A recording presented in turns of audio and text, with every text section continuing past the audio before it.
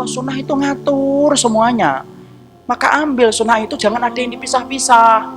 Kan pernah kita ngambil contoh kan, belum sampai urusan rambut saja diatur kok banyak aturan sunnahnya. Ini saya tegaskan lagi supaya kita tambah paham. Karena manusia itu kadang-kadang butuh untuk diulang supaya tambah paham. Coba perhatikan Pak, rambut kita. Apa aturan sunnah di dalam rambut kita? Banyak.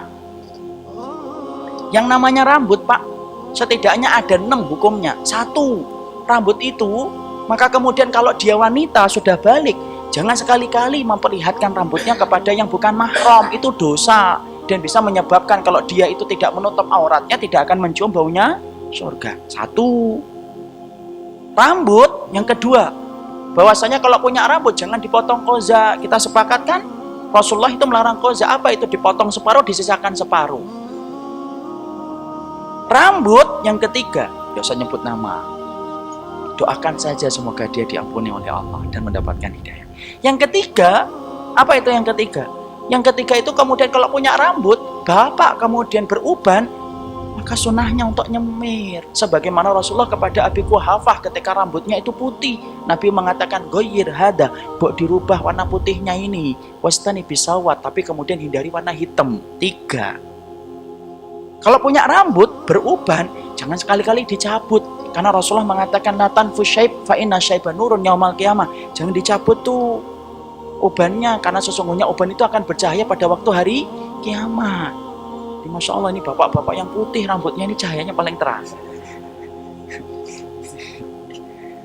Itu yang keberapa? 4. Yang kelima, masalah rambut. Masya Allah, kalau bapak punya rambut ketika haji dan umroh, Pak Ican paling banyak rambutnya putih. Saya baru teringat ketika ngelirik. Bukan hanya rambutnya, pecinya aja putih. Yang kelima, kalau punya rambut ketika bapak itu haji dan umroh, jangan sekali-kali itu motong rambut sebelum kemudian tahallul. Berani motong rambut sebelum tahallul, maka kemudian hajinya tidak akan sah dan kemudian umrohnya juga tidak sah. Makanya kemudian ada. Maka kemudian apa? Tahallul itu kemudian memotong rambut.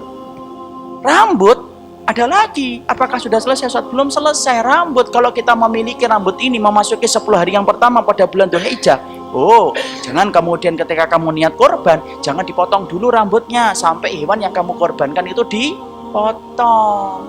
Jadi Masya Allah, masalah rambut itu aja begitu banyak, apalagi seluruh kehidupan kita. Itulah indahnya bahwasanya kita punya Allah yang dengan rahmatnya yang sempurna dalam kehidupan kita.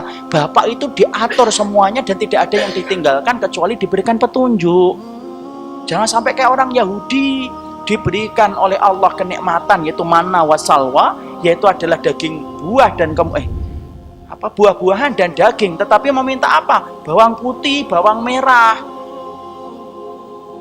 Wa id qultum ya Musa lan nasbira ala ta'ami wahidin fad'u lana rabbaka yukhrij lana mimma tumbitul ardu min baqliha wa qissaiha. Masya Allah, dia tidak sabar dengan daging dan buah yang lezat yang Allah berikan itu. Kemudian mintanya apa? Bawang putih, bawang merah, kacang adas, kacang polo.